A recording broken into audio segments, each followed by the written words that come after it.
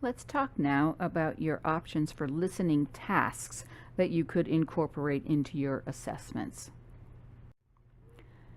As I mentioned before, there are 4 major types of listening skills that you can engage, and they fit within either micro skills or macro skills.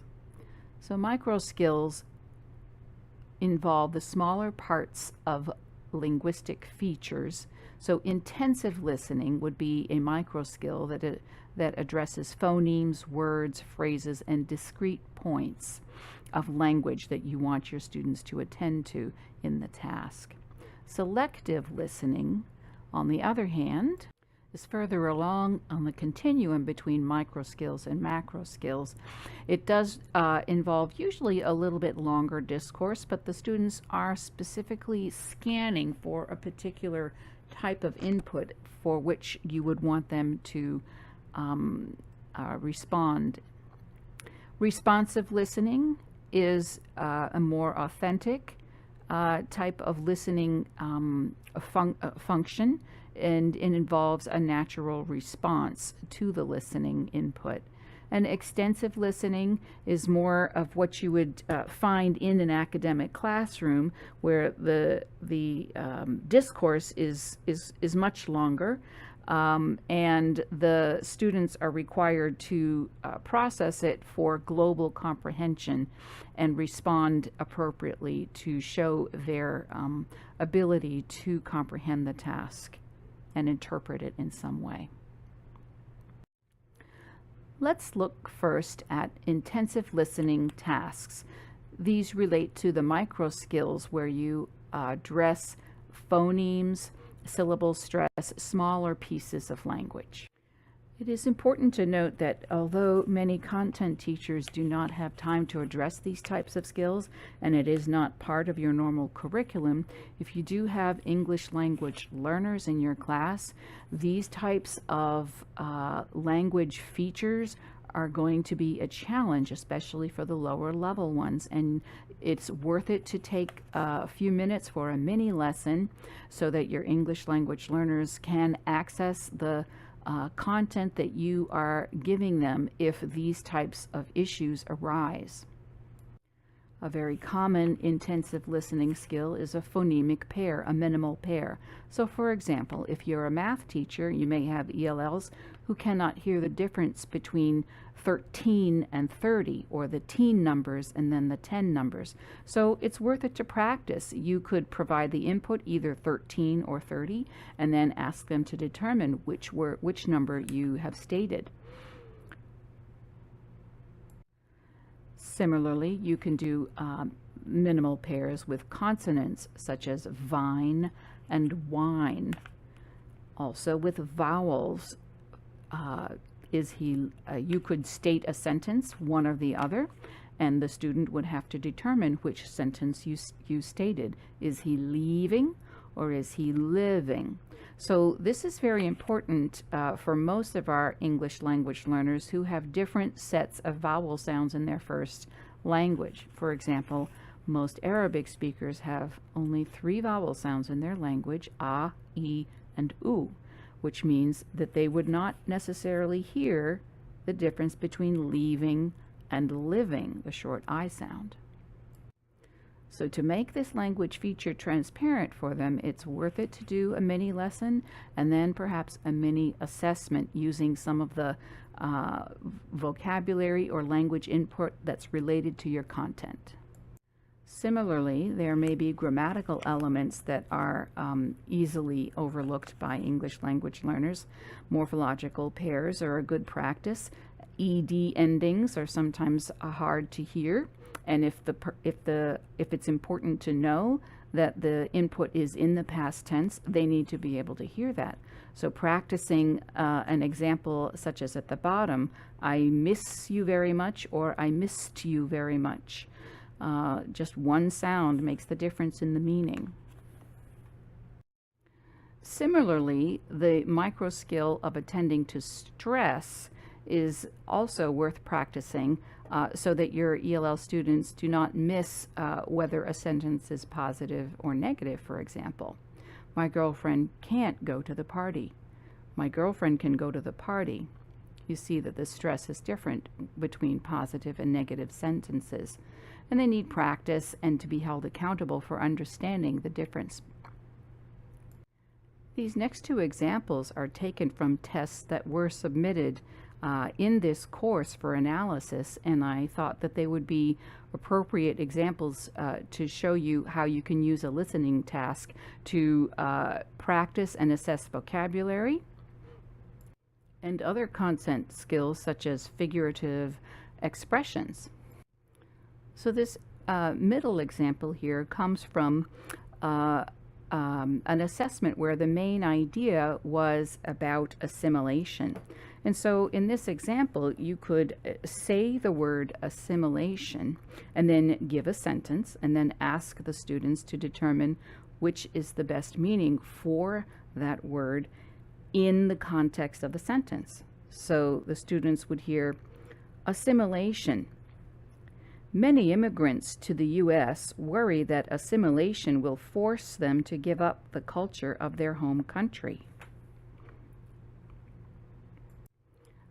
So this could be a listening activity to hold the students accountable for vocabulary that they will need to understand for a future reading task. The next example comes from a fifth grade common assessment where one of the objectives was to understand figurative language. So the students would hear the following expression and then be asked to determine what was the meaning of this expression. So the expression is, her hair was like a moonless night lit by the shimmering silver stars. So one of the reasons that a listening task such as this might be useful is so that if you have English language learners who had not had practice with basic decoding because they had limited formal education, and yet were able to understand the concepts that you had taught through previous collaborative discussion, you can access their understanding of these skills through oral input of the text. Responsive listening is a little bit further along on the continuum of authenticity. However, that all, of course, depends on how the test items are designed. The students could respond either orally or in writing to a verbal prompt. In the first example, you see the student's been provided with multiple choice, so that's a little less authentic than just asking the student to respond directly with a constructed response. So for example, the student might hear, how much time did you take to do your homework? And the student would have these four options, and which one would be the most grammatically correct and the most meaningful to answer the question. Of course, the student could simply respond directly in a constructed response to the same question. Selective listening tasks still involve a certain amount of micro skills, but a little bit more input. So the student is being asked to listen carefully for specific information. And the three types of tasks that Brown discusses in his text are listening close, information transfer, and sentence repetition. So sentence repetition is pretty basic. The student receives input and then specifically repeats exactly what he hears. And this could have some practical purposes. It's essentially for attending to the specifics of a listening input and not necessarily higher order thinking. So it may have limited purposes in the general education content, but it is an option. One very effective listening task that you can use as a formative assessment for vocabulary is once you have pre-taught the target vocabulary from your content, you can then provide a narrative or some passage with the vocabulary contained in it and instruct the students to respond in some nonverbal way every time they hear one of the vocabulary words that they've learned. This is very effective for elementary school children, but older children can also do something such as snap their fingers. Younger children can pat their heads every time they hear a target word, and it's a good way for you to see quickly how attentive they are to the oral input of the vocabulary, that they can hear it and understand it. So a listening close can have several useful purposes within a unit of content instruction. One could be to practice or assess a vocabulary that you want to hold your students accountable for. It could also introduce a passage for a larger text, and it could also be used to launch a discussion about the passage that you use for the close. So typically students will have the passage in front of them on a worksheet with the key target words missing in blanks, and the teacher will read the passage to the students, and they will listen and read what they have in front of them and fill in the blanks as they go. So this is an example that's been taken from a common assessment for 11th grade ELA, and this is what the students would hear and fill in the blanks that they hear the keywords for. The Census Bureau predicted that by the year 2003, Hispanics would outnumber blacks to become the largest minority in the United States. Indeed, the year 2003 has arrived, and the proclamation of Hispanic ascendancy has been published far and wide. While a competition has existed in America between Hispanic and black people, the comparison of Hispanics with blacks will lead ultimately to complete nonsense. So this was a text by Richard Rodriguez that was part of a common assessment, and I think that this was a great way to introduce parts of the text and engage in relevant conversations amongst your students, while also teaching challenging academic vocabulary.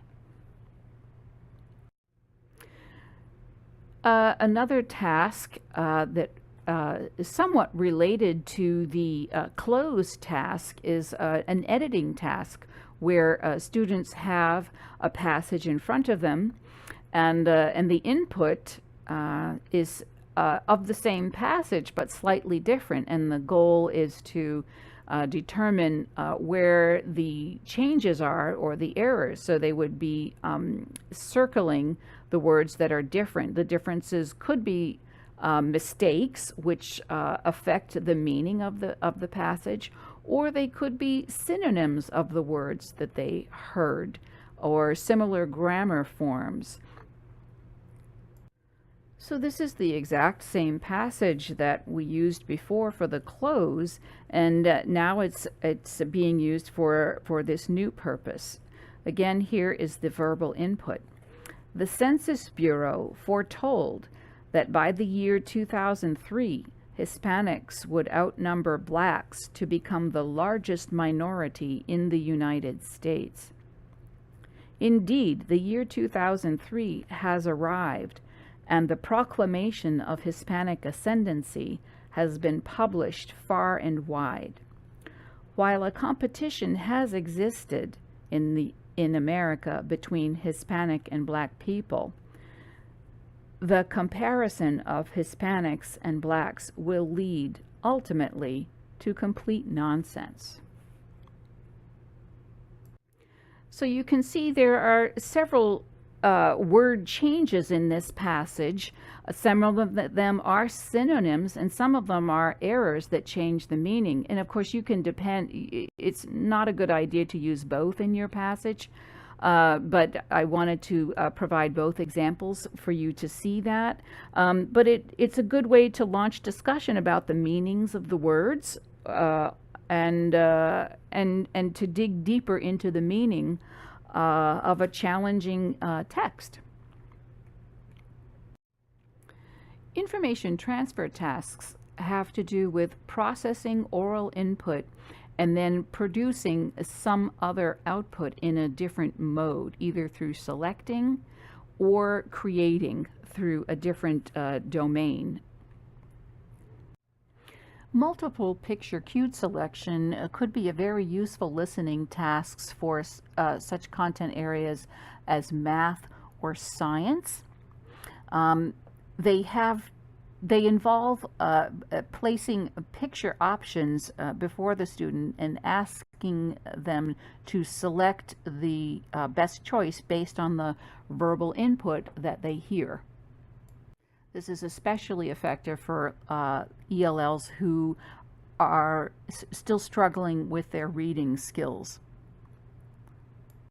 So in this particular case, the input might be something such as, "Yesterday I was at the beach and 2 white seagulls came to my blanket and ate some seeds right out of my hand."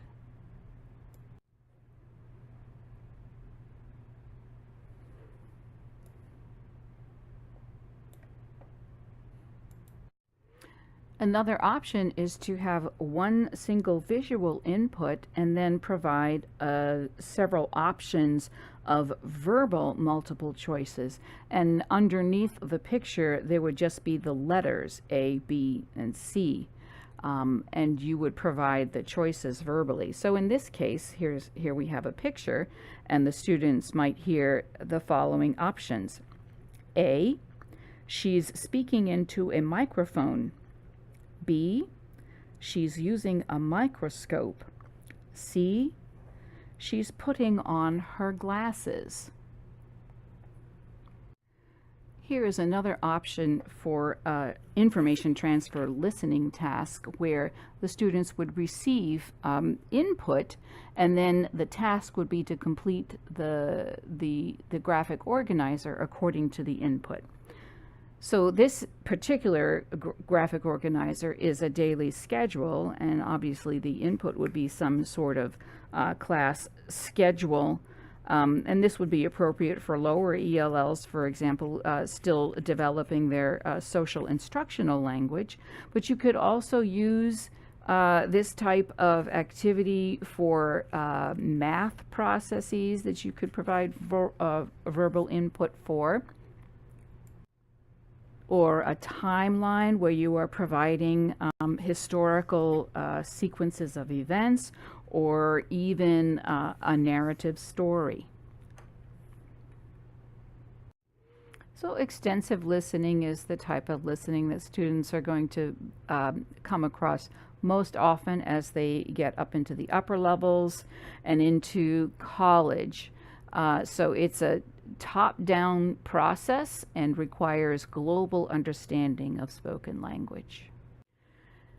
For most world language classes, the most common traditional listening assessment of this type is a dictation. This is actually a very demanding task. It requires both extensive and intensive listening comprehension skills. But it can be a useful task in some cases depending on the purposes of your assessment. Normally the passage would not be longer than 100 words, so relatively short. And the normal procedure is to read the passage 3 times, once in the normal speed, once with pauses in natural places, and then a 3rd time at normal speed. So the practical method, it's a practical method for integrating both listening and writing skills, although it's not really all that authentic a type of assessment. And there can be challenges to global comprehension for the student because they are focusing word by word. You can manipulate the difficulty of this task by altering the length of the passage or adding more pauses, reading more slowly. and choosing different types of passages based on their grammar and vocabulary, this could be the key where you might focus on a particular objective. And then also how you score it depends on what your objective is. If you're focused on spelling, then you would want to have that. But if the spelling is not the most important thing, if you're looking at words and meaning, then that would be a different type of scoring rubric. For regular education teachers, I think a more valuable type of dictation is something that is called dicto-comp.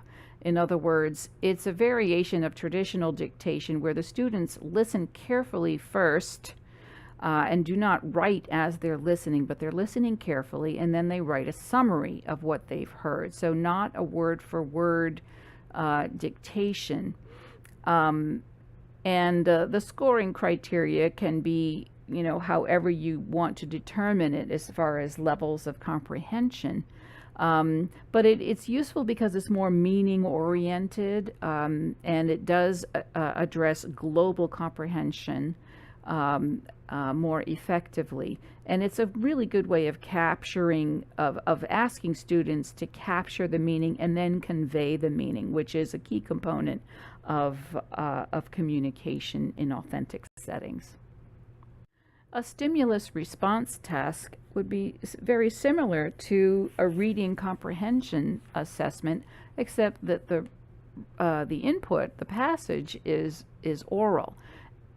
It's ideal to use authentic oral prompts, such as speeches or passages from plays or interviews as the input, and then the students would respond to a set of comprehension questions, either multiple choice or short answer. The challenge with this, of course, the input would be authentic, but the task itself is not necessarily authentic, particularly if you're using multiple choice questions. So truly authentic listening tasks should ideally be cognitively demanding, communicative in nature, authentic in terms of how they mirror real-world communicative functions, and they would elicit an interaction. So in this case, the listening task is going to involve either speaking or writing. So classroom assessments, by their nature, are not going to perfectly mirror an authentic setting, but that is the goal. The test should be a sample of an authentic listening performance. So one of the most authentic listening tasks would be note-taking. This is something that's normally done in college settings, and the students need to learn how to do it. And it assesses comprehension in an authentic context. We'd listen to a video lecture and write down the key ideas. So it mirrors a classroom context. It fulfills criteria for cognitive demand and communicative authenticity.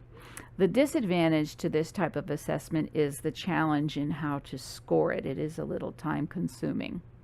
You could create a note-taking graphic organizer that could save a little bit of time, because you might have a key where you could see what you're looking for as far as effective note-taking. An interpretive task asks the students to do something different with the input. In other words, they need to interpret it and use higher order thinking skills.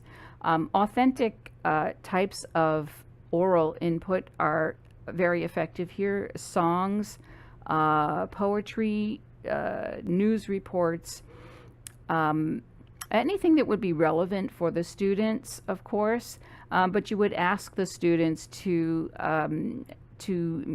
make inferences or prompt them with questions that ask them to dig deeper and interpret what they hear, rather than retell it or analyze it for its smaller language features. Of course, there are advantages and disadvantages to this type of task. One of the challenges is that rater reliability, there could be multiple answers to the questions that you ask, and you'd have to determine how you want to evaluate the performance because of that variability. Okay, story retelling is another authentic task. This is something that we often have to do in our own lives to retell something that has happened. So a news event or a narrative, ask the students to retell it either orally or in writing, and to show full comprehension of what they've heard. This has a lot of advantages, but again, the scoring and reliability can be a challenge for this. So overall, as we've said before, you really want to go for as authentic a listening task as you possibly can within your classroom setting. You want to be sure that you are clear about your objectives and that you're not inadvertently assessing other language functions that have no particular relation to your objective. And you want to try to be sure that the input is relevant to your students' interests and also to your content area. As always, you can post questions in the module assignment question discussion forum.